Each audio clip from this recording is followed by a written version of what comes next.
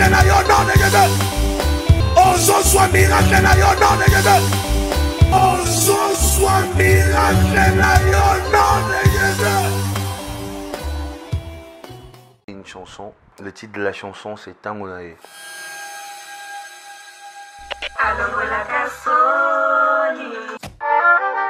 C'est une chanson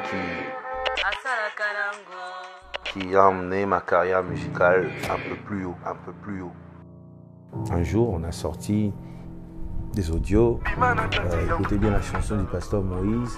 Quand il crie « Sors au nom de Jésus », en réalité, il ne dit pas « Sors au nom de Jésus », il dit « Sors au nom de Guégué ».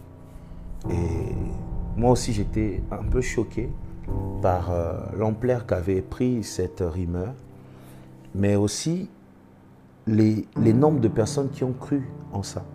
Et les audios, ils ont fait des audios, des émissions pour dire n'écoutez pas cette chanson. Tant que vous écoutez cette chanson, vous faites envoûter.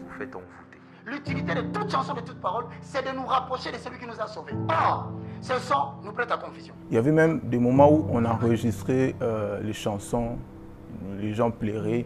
Au Betadroom, tu es en train de pleurer, tu vois des chansons comme Tangonae, tu joues aux là parce que la chanson déjà te touche, c'était un peu comme ça. Et puis à la fin, on dit oh, il est Guégué, tu vois. Donc je ne sais pas, Guégué, j'ai fait presque, je dirais, plus de 20 ans avec lui.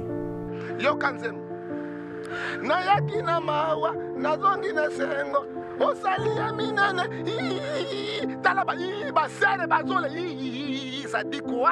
Ça dit quoi? Séduction.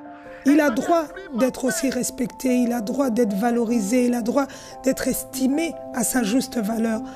Et celui qui ne l'apprécie pas, qu'on le laisse. Qu'on le laisse parce qu'il a des gens qui l'apprécient. Et ce nombre-là, je vous dis, il est plus nombreux que les gens qui ne l'apprécient pas.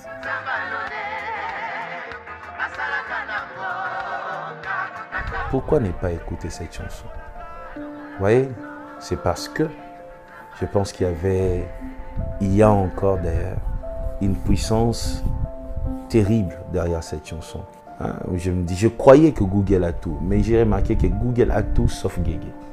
Parce que j'ai tout cherché dans Google, j'ai trouvé, mais j'ai tapé Guégué, je n'ai jamais trouvé. Donc pour dire Guégué, le dieu Guégué n'existe pas. Vous êtes une grande nation qu'on respecte. Mais arrivé à un moment donné, ça suffit. Le pasteur Moïse Mbie est d'abord un Congolais. Un Congolais ne mange pas un Congolais. On le protège. C'était pas vraiment facile de sortir peut-être comme ça. Parce que tout le monde sait que tu es son batteur. Tu vois, donc du coup, quand tu sors, on te fait comme ça. Regarde, celui-là, c'est son batteur. Et tous sont des Guégués, donc c'était pas facile. Ben, personnellement, je n'étais pas surpris parce qu'il n'y a pas de succès qui ne s'accompagne pas d'épreuves. Je crois que fort malheureusement, dans le contexte qui est le nôtre, quand c'est jeune, quand c'est beau, quand c'est brillant, quand c'est intelligent, on veut trouver une petite part de mystique derrière, on veut diaboliser, on veut trouver de quoi reprocher. J'étais surpris moi-même. Mais après, par la prière, j'ai compris une chose. Le Seigneur dit à Jérémie, je suis derrière ma parole pour l'accomplir. C'est-à-dire, moi, Dieu, quand je sors ma parole, je fais accompagner cette parole d'une puissance pour que ça touche de vie, pour que ça touche un maximum d'hommes et de femmes. Et c'est la même chose. Lorsque un homme spirituel, en Jésus ou en dehors de Jésus, sort une parole, cet homme fait accompagner cette parole d'une puissance. D'abord, quand il était attaqué la première fois lors des Guégués, j'étais tellement touché que je suis parti. Je lui ai dit, papa, est-ce que vous ne trouvez pas que je peux passer à la télé pour faire contre-émission, tout ça? Il a dit, maman Marielle, ne dis rien. Vous verrez que cette histoire va passer parce que ce n'est pas vrai. Si tu veux, ce qui olingi, que le Dieu qui a fait hier fasse encore aujourd'hui. Et que demain, quand tu te lèves, il fait encore. Quand tu commences à chuter, il fait encore. Tu veux vivre ça? Une chose. Reconnais ses œuvres chaque fois qu'il agit dans ta vie. Ah, vraiment, j'ai été très touchée et très choquée jusqu'à tomber malade. Parce que ça faisait tellement beaucoup de bruit auprès des gens. Mais toi, tu ne peux pas quitter là-bas. Toi, tu n'écoutes pas vraiment qu'il est en train de dire Guégué Nabi. Non. Après, lorsqu'on a eu le son auprès de notre ingénieur où ça disait Jésus, mais quand on mélange avec tous les sons, ça sort un peu de Jésus, mais eux, ils disent Guégué. Quand on peut se dire que bon, ceux qui étaient isolés sont isolés, ce qu'on voit en moto, au nom de Jésus! Au nom de Jésus! Au nom de Jésus! Au nom de Jésus! Après autopsie, il y a papa Modé, donc on découvrir que ils ont un poison qui est guetté. Il y a eu un groupe de personnes qui ont inventé une divinité juste pour que le peuple de Dieu ne me fasse pas confiance. C'était juste ça le projet, ternir ma réputation. À un moment, tu commences à réfléchir, ah Seigneur, est-ce qu'il a dit vraiment Guégué? Toi-même, tu réécoutes encore la chanson. Ah, mais déjà au début, il ne dit pas gay. Et pourquoi à la fin, ça peut être gay ou encore quoi? Je réécoute la chanson. Non, mais il dit Jésus. Bon, après, il dit Jésus. Moi, je sais qu'il dit Jésus. Et c'est d'ailleurs ça ils ont un seul objectif dans tous les combats menés contre moi. C'est détruire ma réputation. Que le peuple de Dieu n'ait pas confiance en moi. Ils savent, ils connaissent la mission que j'ai reçue. Et ils ne veulent pas me laisser tranquille. Ils savent, ils connaissent la mission que j'ai reçue.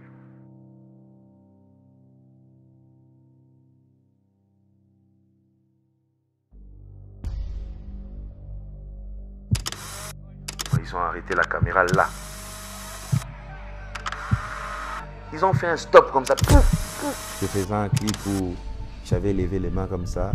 Et lorsque je faisais descendre mes mains, vous voyez ces mouvements. Ils ont arrêté la caméra là. Regardez, regardez bien ses mains. Regardez, il a fait le signe de franc-maçon. Ils ont fait un stop comme ça. Regardez, signe de franc-maçon. Pasteur Moïse, je le connais. Je vous ai dit que je l'ai connu depuis l'âge de 3 mois. Et je peux dire que le pasteur Moïse n'a jamais connu une vie de païen. Il pouvait le faire où? Dans quelle maison? En tant que païen, sortir, prendre de l'alcool, tout ça. Mais je ne sais pas comment les gens peuvent croire que cet homme, c'est un magicien, cet homme. Moi, je sais qu'on a toujours combattu la personne qui a la grâce. On vous exige plus qu'au désert de la quarantaine. Qu'est-ce que le diable dit à Jésus? Foukamelanga. En fait, quand Foukamelanga l'a tenu, tellement la carte y a pyramide ou puis encore, prosterne-toi. Vous pensez vraiment qu'il suffit de faire un signe pour envoûter? Et plusieurs croient à ça. Une image qu'on a arrêtée juste parce que l'autre doigt est allé un peu plus haut que l'autre et on te traite des satanistes. Bon, je me suis dit, bon, donc sataniste là c'est facile. Hein? Donc c'est facile, il suffit de faire un geste du doigt et tu deviens sataniste, tu deviens celui qui envoûte tout le monde. Mais si c'est ça alors, en tout cas, nous sommes tous satanistes. Parce qu'aujourd'hui même, celui qui dit « appelle-moi », qui fait un geste du téléphone comme ça, regardez, c'est un geste satanique. Donc, finalement, on va où? Nous subissons ces chocs-là quand on parle à mal de lui, quand on rencontre ceci ou cela. Ça nous arrive, hein. Nous-mêmes, on est attristés. Ou dans les églises où on dirige, les gens viennent nous poser des questions. On ne va pas se voiler la figure pour dire que les gens parlent. Les gens parlent, mais vous savez quand même essayer de les remettre sur la bonne voie. Le temps de découvrir la vérité. Et chaque fois qu'on découvre la vérité, on essaye d'expliquer aux enfants de Dieu que non, voilà, ce qu'on a rencontré, c'est du pire mensonge. Moi, je pense que pour atteindre une dimension de spiritualité, il faut passer par l'initiation. Il ne suffit pas de faire un signe de la main pour dire qu'on est initié. Non, même en Jésus-Christ, ce n'est pas celui qui vient directement aujourd'hui qui chasse un démon. Il faut être initié, il faut pratiquer, il faut respecter certaines lois pour atteindre un niveau où tu chasses des démons. Donc, déjà, croire à des choses comme ça, voilà, il faut que Dieu puisse éclairer son peuple. Mais juste quand on réfléchit, on comprend que ça n'a pas de sens. Ça n'a pas de sens.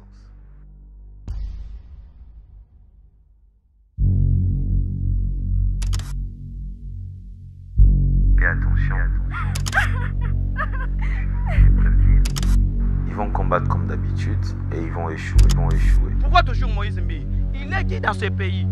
On va détruire ta réputation. On va détruire. Le dernier combat ici, c'était dur.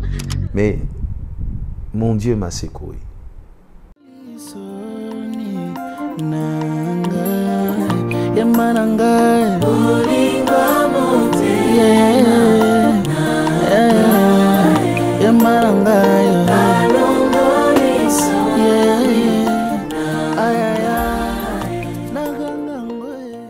Shalom, shalom, shalom, shalom, shalom. Bana na Nzambe, bana mokili mobimba, spécialement bana source di sali, bino bae bolandaka media di sali, Nzambe apambola bino, message ezaka plus important pour yom tozola nanga oloyoka, ezali toujours Yesu azana bomoi. Yeba pe Nzambe alingyo mingi, na tango zi opportunité olanda émission oyo, c'est qu'il y a déjà témoignage. Aux en a souffle de vie à gratuit. Oh Yesu a pesio. Oh il faut ernioso. Oh tonda épée. Oh tombo la combo daye. En tout cas, amen. Ezala nanga munabino. Le kumupe ezonge pa yankolo. Na yango bana na Nzambe. Papa wabiso marino. Nzambe apambola yo. Merci pour la ndenge toye à pied levé. Azalaki en plein répétition. Mais le kola yoki qui est le peuple de Dieu, il faut boyoka liloba. Oh iya ko pesa biso yango akati na répétition na ye. Toye poto tu na question o ezali à jour na ba média. Mais biso tozali média di sali. Tozali pona ko juger mututé ou bien tozali likolo ya mir ya lamentation te. Mais tozozongi sa ba peuple de Dieu en conseillant comment est-ce que lelo tokomo yoka gege soki gege. Mais maloba omboka ya papa na biso marino meka o limbole na biso na moi masolo tokomi koyoka ba peuple de Dieu bazol lela ba omituna mais za gege ou beza Jésus ou beza nini maloba omboka o papa. En tout cas, merci Papa Chico. Encore une fois, na ravi kozala lelo na plateau ya Média du Salut. Elo ezaka malamu po tozali wa media ezali eloko ezosala ke batu bakoka na bakwanyonso ya mokili bakoka kozwa ba nouvelle mais media oyo eza Média du Salut, c'est-à-dire media ya nkolo Yesu yemoko.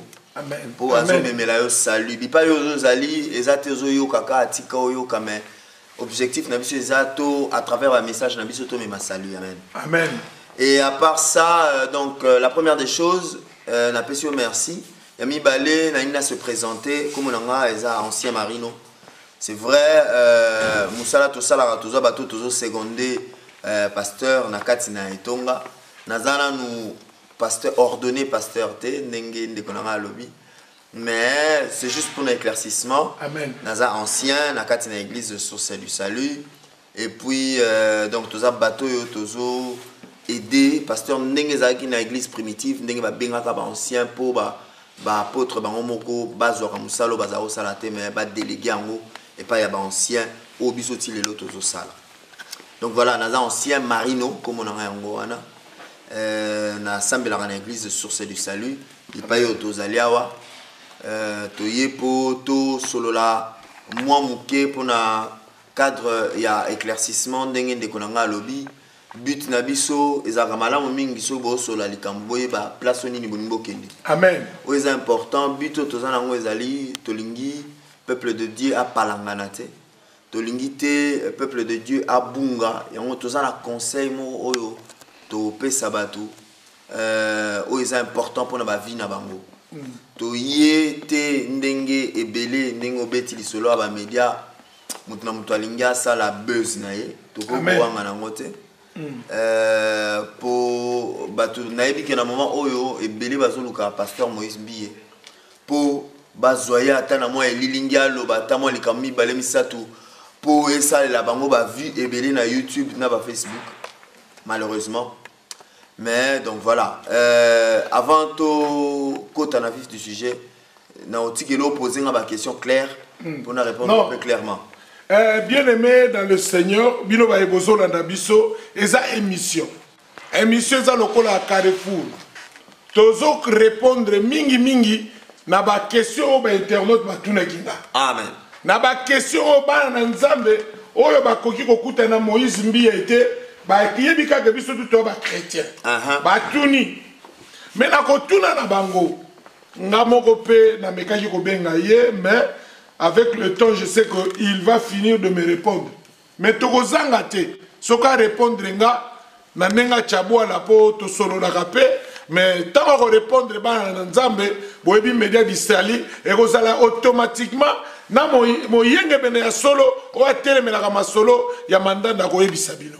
Mais bien aimé, eloko ezali makasi pe motuya, na okindenge ancien na biso église à lobby, biso nazali na département pe évangéliste na kati évangile il faut éclaircissement ezala bisika évangile ezali il faut bopeto ezala na tango batuni biso mituna il faut toluka tosa recours pa nzambe et bongo nzambe nde tango alobi na biso nde tozungu makasi toyebi toali na soutien oyo ezali spirituellement parlant na kati ya parole nzambe. Ce qui n'a bengi ancien, n'a pas benga mutu nyonso. Pour na que ye azali pendant na katia domaine wana et puis nzamba lobela kae mingi surtout ceux qui pendant a miche na katia ya bomoko na ye akoyebisa ye. Bandeko, bolanda ngai. Question ya munene. Toyebi ba circulation, mais ça ba circulation moko mondaine. Mais ezali toko lobate to juger mutu. Mais ye aza bien placé. Na kopesa biso motuna papa motuna liboso tozotuna toyoki balobi gege mais gege bis na ligne na chaque commentaire na place noté na ligne de yo limbole la biso gege na kati ya moyembo wana yo toyembaka pour avant on loba avant na loba il faut na consulter pour nous toyembaka le quoi yo yembaka mais quand on éclaircir biso na domaine wana ya gike omoni na likambo nyonso nazo penser na nous message clé ya Bible oza bolingo amen na ye liboso bato te po na critiquer mutu moko d'une manière ou d'une autre non na saka na souci moko eza kolo yesu nda kota na mitema bato pe aza représenter Batubazolo, pour être un peu court, par rapport à Nengo poser question claire, il y a Gege. Ngai, en tant que, même pas en tant que musicien, en tant que Mutu, normal.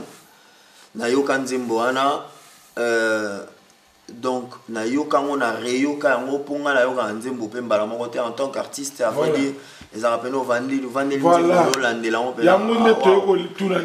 Et Moïse Mbiye à chaque façon avec album n'apprécie toujours. Je dis c'est un homme de Dieu qui met du temps et de l'énergie et de l'intelligence dans katikati na musique nae. Pour na partie wana Gege ou Gege en tout cas lokuta mabe papa Chico. Atika la oyo kana Gege. Mais yo papa to za awa internaute bozolanda souci na ngai ezali tangu yo ganga ka kombo nzambe oganga ka ndeni ebongo tangu yo ganga ka kombo na Yesu tangu ozoyemba pona sa yo ka bakoyemba na yo tangu oyembaka ezaka ermo mati siko tangu Yesu ebimaka neni yo nto zaka réalité wana po o mataka pe baswa mikolo ya likolo siko ebimaka neni kutu gangeli wana yaya eza oyo pasteur Moïse Mbi ya gangaki eza nango kutu pas forcément ya bayimbi mais mingi ya ba pasteur. Oui. Donc pasteur a expliqué au mieux. OK. Mais le kuta mabe est comme la bisopé habité par le Saint-Esprit ou crié d'une certaine manière ou sali que au Momo a déformé ou quoi que ce soit. En tout cas, le kuta mabe mais na bi voilà yoki ni na lo baka po batu mutu ba lo ba gege na tikala oyo kango bonte omoni yo kango nde na yo kango sors au nom de Jésus. Ah, oui. Donc, mais quand on peut internet, tu peux pas yoki. Eh, basi ba yoki. Ya bazong ça. Papa, tu as une émission. Tu dois polémiquer. Yo lo bango mabe. Jésus. Voilà, tant on lo ba Jésus, lo bango lo ko zo ganga. Et que il disco Jésus. Mais à vrai dire azo lo ba Jésus. Bon, bana na nzambe na sir bozo yoka. Ye azapenda muto simbaka micro chaque jour. Et puis tu sali rendez-vous, bino batu bozola na ngai, bino ba ebolinga kozala ba Saint Thomas. Donc moi ba que tu sali rendez-vous, to ko kende tina studio, mais tu sali déjà na ndenge ba technologie comme internet lelo, to sala ki moi koleki sa voix malembe. En tout cas bandeko na kombo na Yesu. Naza moyenge bene. Na ko kiko lebelo ko pona par hasard te, il faut na banga nzambe. Il faut y poser un ndako banga nzambe. To sara ba louange. To louaka nde nzambe, to louaka mutute. Zo conscience na yo mto wana ndako. Kota nengo kota na présence, kolingo changer yango te po balobi GG obenini. To komi na ta oyo moyini pa ko mosala makambo na ye. Po alongola na présence. Po alongola oyo yo kota ka déjà na ebele o to yemaka déjà. Na sirium tozola nanga na sensibilité liloba o nazoloba oyebi déjà ba louange belé to salaka na kombo Moïse Mbiete to salaka na kombo ya Moïse Mbiete to salaka na kombo na Yesu. Donc ngai nazoloba na part na tant qu'évangéliste na lobi boye tangu tozoloba kombo na Yesu to loba kombo ya Mbiete pour ba lui pousser par le Saint-Esprit. Nde tozoloba na part en colo. Loko toloba na part en colo. Tozala limité na part en colo. O etikali obino ba ebozolanda. Boy ba ke ba te belé ba komi ko profiter na ba occasion mususu. Baba na ko saba règlement de compte bebiso na bon nzambe tozana wana te. Yango ndenge boki ancien zoloba. Nga soki ancien lobi na bi ke akutela kana nzambe. Alobi eloko moko ya motuya tolekisi yango ata yo zana ndako meka na technologie mema soro no de Jésus wana bozoloba mema ngona studio bakolekisela yo okoyoka jamais mais okoyoka oya je suis comme Jésus-Christ de Nazareth. Mais tozana pona ko appuyer mutu te tozana pona ko tia polémique te mais tozoloba kaka moyenge bene yo luwaka loué na yo ne soit présence ya nzambe na contexte na yo kozo na contexte ni ya Moïse Mbie ni ya mutu mais landa nde Yesu na komo na Yesu na sidi loba oyo et toucher yo za peu sensible mais ancien azana makamu penza oyo akoyebisa biso na kati ya Bible ndenge zolobelema et non pas na kati ya ba pensée ya batu mais pensée nzambe papa pensée nzambe okoyebisa biso bon na ko kotanga moi avec Bible ezotal sabso pasteur Moïse Mbi to benge pasteur aza mosala nzambe moto azo kamba bato belé milimo pe oui boy donc Bible ezoloba nous vous prions frères voilà na 1 Thessaloniciens chapitre 5 verset 12 chapitre 5 verset 12 nous vous prions frères d'avoir de la considération pour ceux qui travaillent parmi vous qui vous dirigent dans le Seigneur et qui vous exhortent. Ayez pour eux beaucoup d'affection à cause de leur œuvre. Comprendre. Pasteur Moïse Mbi et Yaya Asali Banzembo ya bien ebele. Oui. Tozwa mabete. Mabeya aussi pas bolamu te. Pasteur Moïse Mbi Asali Banzembo ya bien ebele ozo édifier peuple de Dieu o sing et sunga biso to bondela nzambe. Ok. Tant on va en anda oche musique na yezo leka. Neto wapi par exemple. Pitike batila yo motema. Tochela yo motema. Ya tochela nzambe ni motema. Tochela nzambe motema. Petit mo betela Yesu maboko makasi. Alléluia. Alléluia. Tochela nzambe motema. Ozomona banzembo na ye esunga biso to bondela nzambe. Amen. Banzembo ne sunga biso to bondela nzambe. Donc tokobosa na ngote. Ndeko yo ne mtozolanda yoka bien. Amen. Kobosa na te. Eloko nzamba tshena kati ya mutu to ndima tango ezo bima ezo sanzo eza wana ezali nzambe potanga lobi na tshela o motema tshela me Moïse mbi ete na tshela nzambe ne motema. Amen. Donc total pe ba côté positif. Donc nde balobi ah faut to considérer œuvre na bango. 1 Thessaloniciens chapitre 5 verset chapitre 5 to bani na verset 12 Tito qui verset 12 ti bisika o nzamba ko toucher yo. Voilà. Ayez pour eux beaucoup d'affection à cause de leur œuvre. Tobo sanate que objectif na biso na vie chrétienne eza le plus important des commandements eza to linganaka. Amen. Comprendre. Moninga koza na mabe mais tobo sana ngote que sengeli to yeba ko porter moninga na ba faiblesse na yepé quelquefois. Alléluia. Amen. Donc pasteur Moïse nul n'est parfait. Alléluia. Papa Moïse mbi ya koza la pe na erreur na ye songolo to pakala na yebi mba erreur ne pété. Na yepé ko lobela mo awate. Gege pe wana pona ngai atikala ko lobango te. Wana penza nazo bandelango nazo beta sete pona vandela musique wana na yokango na obi wow musique a bien. Mais yo osalaka musique ya ngana l'église yo osaka na musicien on maka mususu na betela ba tu sura yesu ta kutana na satata mapimaki na montagne tazala ite na masolo to yokango siki na beta yesu. Amen. Nakosi. Amen. Donc il m'a fait la bête appelée sur la maille. Sur la maille, il un musicien et puis pas les moindres. Voilà. Donc, très bon musicien.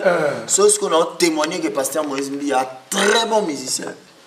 Avec. Donc, il y a redouté. Vous comprenez? Bandeko, bino mutubozo la nanga, et ça témoignage, wana ezali ancien marino. Nzamba pese likabo ya mukete. Nduleman ngakutu nzambe na lola yebi tanto solo babo tozo bapina na nenge tolo bapina na lingalo ya biso ya propre yango na bi nduleman mais nzamba zuye a commissionné le lingua zali na za sir tanga zo balikambu azolo bana onction yango eloko na ngana yebisa bino bandeko boyo kaena nu abeta moi eloko moko oyo boko yoka bino moke azolo papa mbate papa na ngai nazemba pona kokite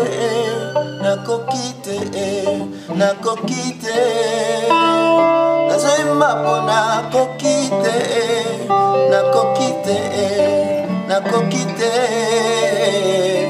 natangwa likambo batalelaka bami misusu baparent relation zalango kanangeza différent awana betesta atama elingani nani abwaka yo natiela yo motema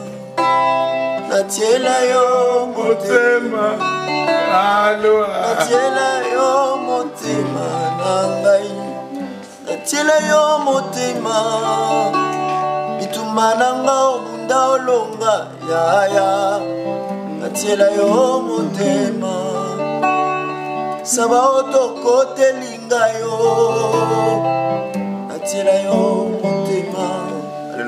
Alléluia. Amen. Bana na nzambe bino mutu bolandi biso ezali po boyeba te Yesu azana bomoi oyo ezali émission tozobenga neti na ndaku soki ma ezotanga il faut mutu moko telema pe luka côté ni toko luka ba mastic côté ni toko luka solution yango bolandi oyo ezali wabino papa na biso ancien na biso na kati église sur ce bisali a rapporté biso eloko moko ya motuya alobi ete tobo sanakate de bons actes. Voilà. Tobo sanakate place oyo mbuma ya nzambe ezali nde bisika mpe diable mpe aya koprofite me ndeko na ngai zala conscient zala sensible balouange eleki ebele baversion ya koyemba oyo toyokanga na yo. L'article doit dépendre de celui qui l'emploie. Ce qui est aussi la louange, quand on a présence en Zambé pour na yo, kokota pour na mutute. Na sepelaka mingi tango yaya na biso nani ser nanga mimi alobara. Toya ka église pour na pasteur te, mais toya ka po yo moko mata ngomba. Oya ka petango kena louange, ozo kende pour na yo, mais pour na mbiete, pour na songoloté, mais pour yonde, on a la toucher, on a la sensible, on m'y sentir pendant que na minute on a connecté dans Zambé, on a connecté dans mon touché. Tant balobi on yo soba koloba, mais yo mo na conscience na yo yebike, yo za la connecté na nani, yo olanda kanani, yo olanda kanani tango kota l'église, olanda pasteur ou bien yaka kolanda neli loba ela tanzoto. Ce qui yo moko mi touché oyebi kena sala ka louange nanga pongana kangolama pongana bika pong masengi miamate lo ona zana ngoye kachwa.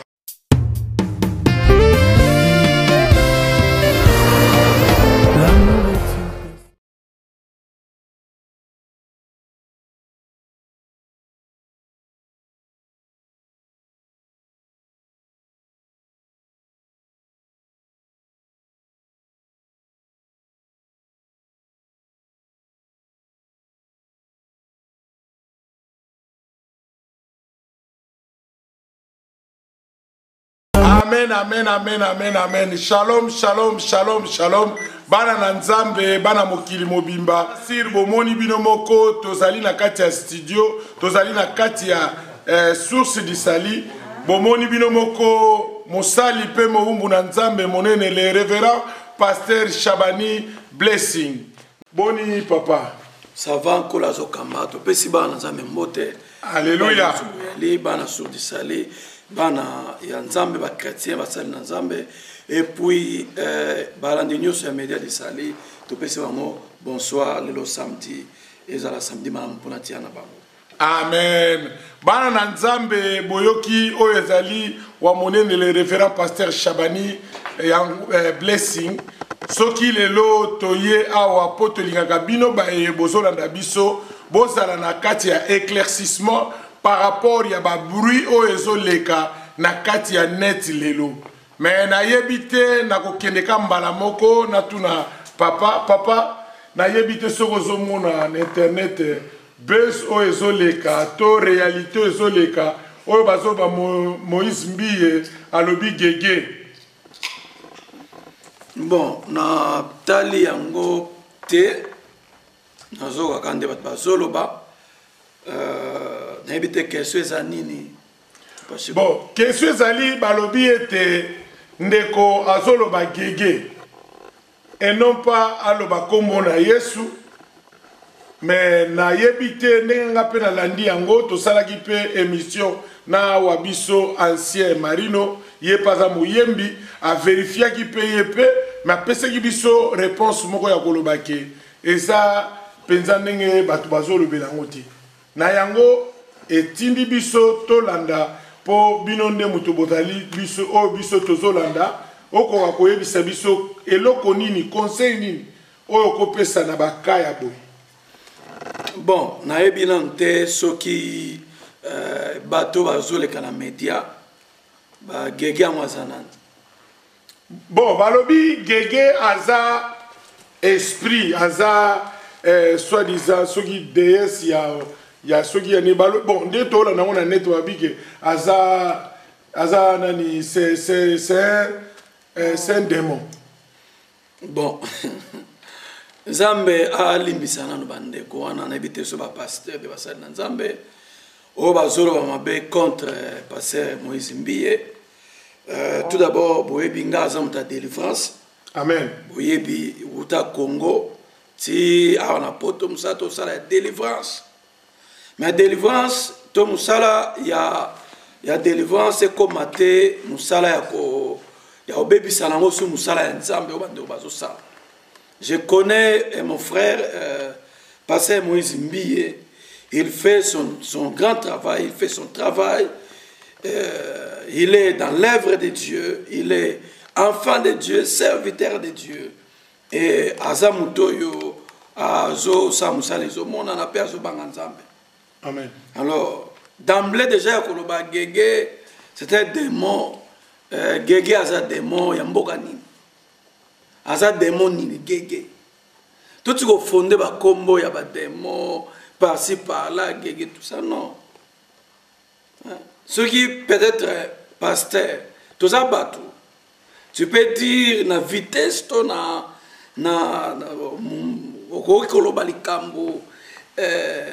monoko lobby façon moboye yango de toko tenir na regret pas ndeko to nous salons des missions tout ça au moins papa oui donc on a trouvé dans que si un pasteur a se permettre avec internet pour na ko baba banalité ba futilité. Je trouve d'abord que pasteur wana a sa spiritualité. Alléluia. Aïe bien ma délivrance était, aïe bien ma démon pété, aïe bien mon pété. Et bah pasteur on va travailler pour nan, pour nzambe bien pour na ba démon. Un homme de Dieu dans ce temps de la fin, tous on a besoin d'évangile, tous on a besoin de parole et nzambe te ama. Et belé ba chrétien va venir banda kulikole ba buzo ba pasteur wana o ba zoya na n'importe quoi en internet même le ezanga na ngontina tu viens parce que passer un billet sa bouche a barboté munonaye et balbité munonaye seulement faute tout ça ba humain mais est-ce que c'est réellement faute ou bien pena azo kotsa monde wana et peut sa succès na album to neni album est succès dans monde wana te parce que billet déjà ça va dire mon est bien na fana parce que billet te na fana Jésus mais je parle na basan na nzambe oyo bazo zo ba banalité ba futilité blo gens la montina oyo ko édifier ba nzambe te au contraire kutu ezoya elembisa bana nzambe evanisa bana nzambe na bandako et puis internet on le bosala ngo na kini na ebite combien de batala internet ngo vous le faites pour na batapoto batala yango mais bo yebite makambo bino bozo ba Kinshasa on a combien de chrétiens on a poto e bavanda bandako o banyo sambe la telekona bino ba pasteur wana o bozana Congo o bozana makamba osala te bozana enseignement on pesa na écran te bozana makamba oloba na télévision te bozo ya na makambo yo ezo ya contribuer na corps ya Christ te qui gagne na zo gagner amen ndeko nanga yo mtozola nanga yango toluki ba umu na nzambe ndeko nanga zala sensible na sir bozoka message Mombu na nzambe azoloba azopelela près tout na ba eboni boni bavandi na bandako kapo na ba futilité inutile. Il nous parle ya ndenge ya ko récupérer ba peuple de Dieu ba mpate o ebungi. Au lieu de récupérer ba mpate to continue kati ya distraction. En tout cas nzamba pambolo papa. Et puis na zolo bango a connaissance des causes. Parce que bo yebi kutunga mwana ni lobeleza te peut-être yom toloba. Musala ya délivrance oyo ngana zo sala par la grâce de Dieu a na poto. Tu comprends? Amen. Peut-être yom tolo posa mwana ngai. Amen. Au monaka oyebi musato sa a na mboka Maastricht. Amen. Bato bazo ba Suisse, Danemark, Suède partout bazo ya délivrance. Maintenant se permettre na le kana na internet te pona que ne rebondissa sous œuvre ya Nzambe. Ah, parce que mbiye combien de bateaux na nzela na yeba bongo motema. Combien de bateaux bazo continuer bongo la motema. Mais parce que tu as motema. Alléluia. Bino mutu botona. Tu as motema. Bino mutu botona. Oye bayete Yesu atana bomoyi. Wow. Oye bayete ya solo oyo papa solo ba ils sont trop sensibles. Alors combien de bateaux déjà bateau kima ana poto bateau bele ba comment faire na banda quoi. Mais au lieu que tu récupérer ba brebis perdu. Tu comme ko kota na ba polémique, tu comme kota na biloko ezali en dehors de l'évangile. Et puis combien de bateaux ba bongo limité mana banzembo oyo lelo tokomi ko loba o tozo loba wana. Mais to bundisa evre ya Nzambe te. To lukande evre ya Nzambe e benda e bele baya ne tonga ke muke oyo bazali ba koma okima lisu ne tonga pona ba fitilité ya basali na Nzambe oyo ba komi ko bunda ko entre bango na bango. Bitumba na bino ndenge balobaka na langage ya biso ya adage na biso balobaka bitumba banzoko matiti emonaka pasi.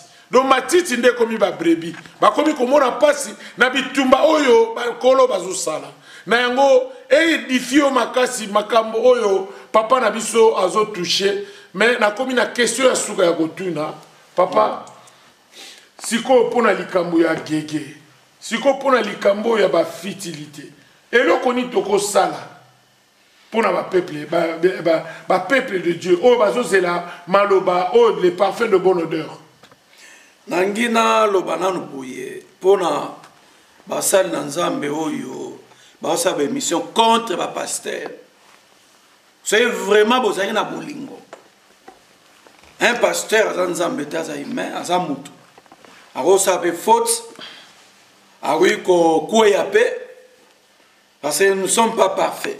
Amen. Mais oyo tozomona lelo surtout na ba pasteur ya Congo. Ba pasteur ya Congo, je vous dis en tant que votre frère avec sincérité, avec humilité, totika to botika mutema mabe. Alléluia. Botika mutema mabe ko bundisa evre ya Nzambe. Bozo bundisa pasembi ete bozo bundisa evre ya Nzambe o pasembi azosa na kati ya limetewa. Amen. Alors li tomba na bino ezama pe. Boyoka Bible lo binini. On a pesa na deux versets na pesa. Verset li boso li pona ba pasteur. Amen. Ba pasteur. Parce que lelo soki pasteur église tombo ani akola semi magie. Al ba passer muso ba mo combattre ye. Lelo soki Nzamba pamoli mutu eza magie. Lelo soki Nzamba zo sela mutu na ba dimension mo boye. Et comme une magie, et comme une beau et tout ça. Et le pasteur se permet, il y a que ça là, une mission contre la scène d'Nzambe. Cela démontre que vous n'avez pas d'amour, ni pour nos frères, les serviteurs de Dieu, ou les collègues, ni pour l'œuvre de Dieu. Alors, vous les pasteurs, au bout de sa mission, écoutez bien. Bon, nous avons Actes chapitre 5, verset 38. Actes chapitre 5, chapitre 5 verset 38. Waiza pona nanu basali na Nzambe. Zana tanga yango Actes chapitre 5 verset 38. Actes chapitre 5 verset 38 lobini. Mais bien aimé sengeli toyeba maramo tozo sala. Actes chapitre 5 verset 38. Actes chapitre 5 verset 38. Bible le Bible. Et maintenant je vous l'ai dit. Et maintenant je vous l'ai dit de ne vous occupez plus de ces hommes et laissez-les aller. Si cette entrée se détruira, mais si elle vient de Dieu, vous ne pourrez la détruire. Ne courez pas le risque d'avoir combattu contre Dieu. Alléluia. Verset, on appelle ici ma pasteur, oiseau se liguer contre Basali Nzambe, contre Èvre et Nzambe. Actes chapitre 5, verset 38 à 39. Chapitre 5, verset 38 à 39. On a un peu ça va Nzambe sikoyo. Voilà. Yo mo Nzambe oza na poto. Amen, amen. Amen. Yo mo Nzambe ozali na poto. Na zoloba mes bien-aimés ko conseiller yo que makambo wana eza ba distraction. O ba passer bazo la bino yango. O ba passer bazo memela bino ezali ba distraction. Mais bien aimé, nazolo que la bino verset yango. En attendant, papa Chico Bien-aimé, nazali koyebisa yo mutozolanda ngai tozala sensible. Yango papa. Yango boyoka verset ezali na 1 Corinthiens 7 verset 35. 1 Corinthiens 7 verset 35. Ezali pona yo moyenge bene. Yo mama yo papa oyo soit disant basala na nzeba ko samna ba distraction. Mais au moins ba pasteur en oka wana na ba fête na bango na ba église na bango ba nzembo ya Moïse mbi ezobeta. Amen. Ba nzembo ya Patrice yembaka. Amen. Nzembo ya Mike Kalamba yebetaka. Alors Paul azolo j'ai dit cela dans votre intérêt. Na zolo bango intérêt na bino. Ce n'est pas pour vous prendre au piège. Exactement pour na zobino na piège na mutamute. C'est pour vous porter, c'est pour vous porter à ce qui est bienséant et propre à vous attacher au Seigneur sans distraction. Amen. Abila zolo ba pona tia na bino, pona intérêt na bino. Et ali po bozo manakata mutamute. Voilà. Satan a travaillé pour nous décourager bateau. Oui. C'est pour vous porter ce qui est bien saignant. Na yeli bino makambo ya malamu. Makamba malamu ya liete totalement no banga nzambe, tosala nzambe. Parole eza ko réconforter mutu. Ezo fortifier mutasala nzambe. Amen. Maintenant yeli mutu repasser à ça qui passe et a pour décourager mutasala nzambe. Amen. Yango pour toke ba piège wana. Amen. Que chacun de nous a s'attaché dans le colo. Amen. Attache-toi au Seigneur sans distraction. Alors, pendant aussi ça, makambo tozolo bawa. Balanzambe, bazoe la bino ba distraction. Gege aza figure ni na Bible, ni na ba livre, ni na dictionnaire. Ozo papa. Oui. Donc, banda musala nzambe. Uta Congo. Nous va passer très bien. Il y a poto pe à Congo. Ba yebi qui est passé Chabani blessing. Amen. Gege a démonté. Azane pelote. Ba tu distraire bananzambe. Le nom qui est élevé au-dessus de tout le nom c'est le nom de Jésus. Amen. Voilà papa. Batiga passer à Batumbi à sa musala. Ba risquer à combattre Nzambe. Alors sur l'église où on a bêté les Nzambe et continuer. C'est un Nzambe et kufa. Mais bino basal Nzambe bozo combattre basal Nzambe boyeba ke keba bozo risquer bo bundana Nzambe. Ba bundana Nzambe te. À vous l'antenne papa. Amen, amen, amen, amen. Bana na Nzambe, bana mokili mobimba, Yesu azana bomoi, tolongwane na distraction. Tola nande oyo kombo eleki ba kombo nyoso ezali kombo na Yesu. Yo mtozola nanga zala sensible ba verset otoke pa ya papa esunga yo ete yo ezala rema lilobo ekobimana elata yo na nzoto. Na kombo na Yesu nde tolobi na bino nyoso. Bye bye.